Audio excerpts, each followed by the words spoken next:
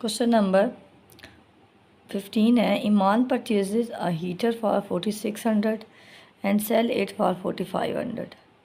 She buys an oven for 14,500 and sell it for 14,000. On which item does Iman bear less loss?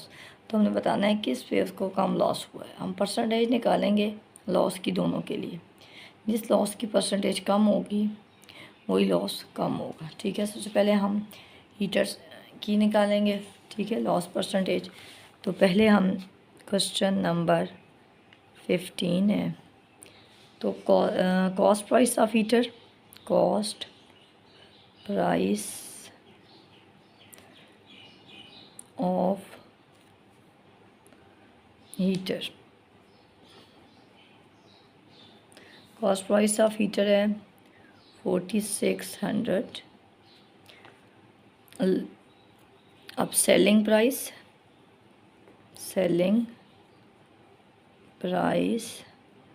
Of heater, selling price of heater है 4500। Loss क्या होगा?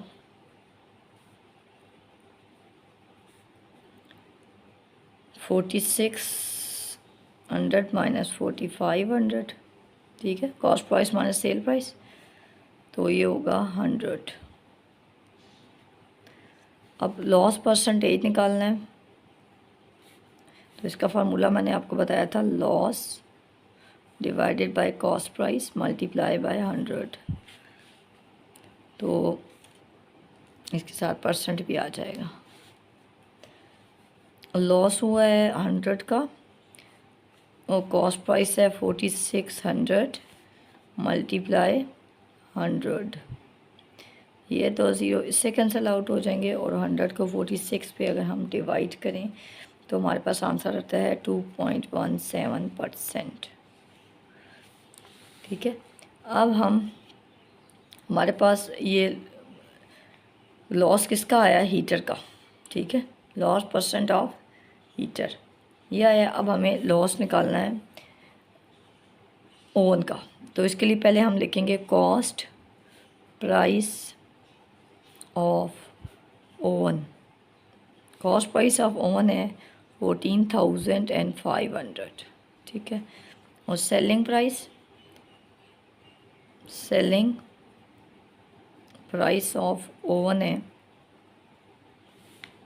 14,000। अब loss कितना होगा?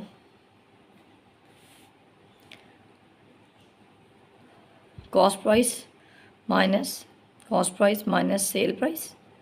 Cost price है 14,500 minus sale price है 14,000। तो हमारे पास सिंपली आंसर जो आएगा ₹500 होगा। ठीक है, अब लॉस परसेंट निकालनी है, लॉस परसेंट। तो लॉस परसेंट होगा वही formula, loss divided by sale price multiply by 100%। तो लॉस क्या है? 500 का हुआ है और कॉस्ट प्राइस थी 14,500 मल्टीप्लाई बाय 100। अब ये दो ज़ीरो इससे कैंसिल आउट हो जाएंगे, तो आप 500 को 145 पे अगर हम डिवाइड करें ना तो आंसर आता है 3.45%। ठीक है, तो आप ऊपर देखें, आप इधर हीटर पे जो लॉस हुआ है 2.17% हुआ है और जो ओवन पे लॉस हुआ है 3.45% हुआ है। ठीक है, तो अब लॉस किसका कम है? हीटर का। ठीक है, तो आप कहेंगे Iman bore less loss on heater. ठीक है, ये आपका क्वेश्चन पूरा हो गया।